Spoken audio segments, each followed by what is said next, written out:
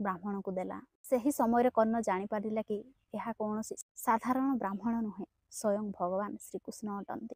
तुमे जो बाण चलाइल सेठारु जो गंगा बाहरिला यह जुग जुग पर्यंत तुमर गुणगान करिबो।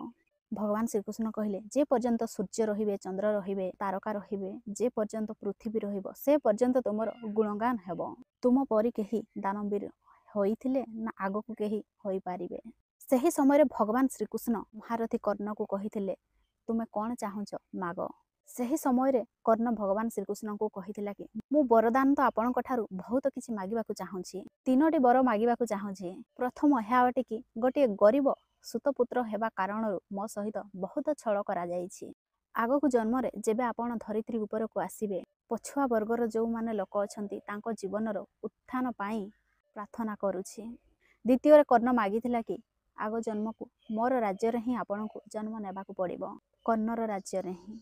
तृतीय थिला कि मोर मृत शरीर को अंतिम संस्कार करिवे गोटे एमिति भूमि उपरे करिवे कि जोठी पूर्वरु कहार मध्य सेटारे अंतिम संस्कार होई नथिबो। बहुत खोजाखोजी पर सुरत्र ताप्ती नदी ताहा ही गोटे मात्र जगह मिलिला। ताप्ती नदी कूଳରେ कर्णर अंतिम संस्कार होइथिला। ताप्ती नदी उपरे जेतेबेले कर्णर शव संस्कार हैला सही समय पांडव माने कहिले कि कौन जणाछि एही भूमि रे आगरु मध्य कहार शव संस्कार होई थाई पारे। सही समय भगवान श्रीकृष्ण कर्ण को प्रकट कले। कर्ण को आकाशवाणी द्वारा डाकिले कर्ण सूर्यर पुत्र अटे, ताप्ती तार भौणी अटे, एही नदी कूଳରେ मोर अंतिम संस्कार हैला। पांडव माने कहिले आमको तो जना पड़ी गला, आगो को आसुथिबा जुगर पीढ़ी मानकु केमिति जना पड़िबो। सही समय भगवान श्रीकृष्ण कहिले एठारे 3 पत्र विशिष्ट बटवृक्ष हेबो। ब्रह्मा विष्णु महेश्वर प्रतीक आत्मा रूपरे सबु बेले रहिबे।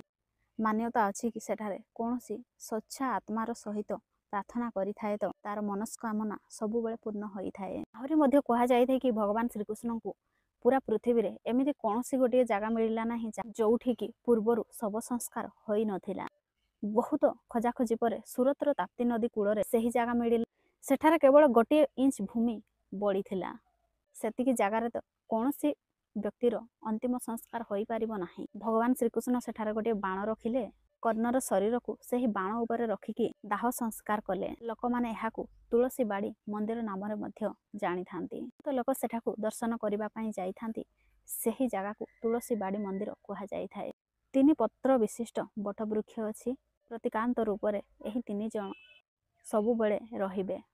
एहा अटे कर्णर समाधिर पूरा सत्य घटना। महारथी कर्णर अंतिम संस्कारर पूरा कहानी।